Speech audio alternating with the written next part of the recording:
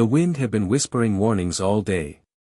At first, it was just a restless breeze, rustling the brittle leaves that clung stubbornly to their branches. By afternoon, the sky had darkened into a moody shade of gray, and the air smelled thick, like damp earth and something electric, something waiting. Inside the small house on the edge of the marsh, Eliza moved through the rooms, securing windows and lighting candles.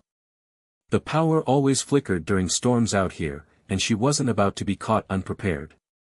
The old place groaned against the rising wind, a familiar yet unsettling sound. Her father had built this house long before she was born, on a plot of land that should have belonged to the water. Every storm threatened to reclaim it, and every year, he had fought to keep it standing. Now, it was just her. She reached for the old radio on the kitchen counter and turned the dial until a staticky voice crackled through.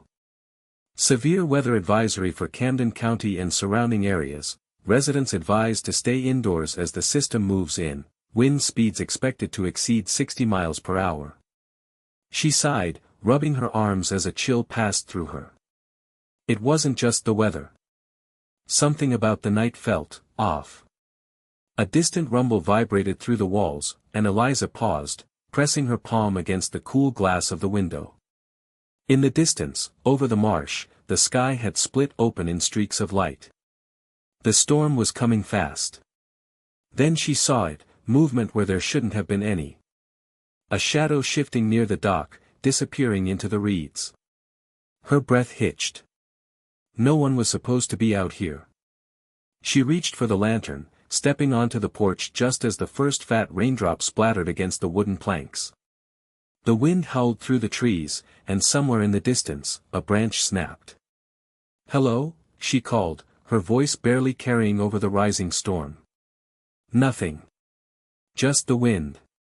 Just the storm. Just a crash. Behind her. Inside the house. Eliza spun around, heart pounding, the storm outside suddenly not feeling like the worst thing waiting for her that night.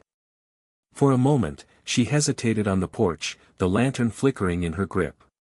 The rain picked up, cold drops pelting her bare arms, but she barely noticed. Her pulse roared in her ears as she strained to hear past the wind. Another noise, this time inside. A slow, deliberate creak of a floorboard. Someone was in the house. Eliza stepped backward into the doorway, the lantern's glow casting trembling shadows on the wooden walls. Her father's old hunting rifle was mounted above the fireplace. Too far. And even if she could get to it, the bullets were in the cabinet by the stairs.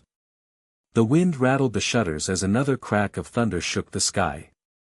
Lightning flashed, illuminating the kitchen for the briefest moment. And there it was. A figure, just beyond the counter. Eliza sucked in a breath, her fingers tightening around the lant.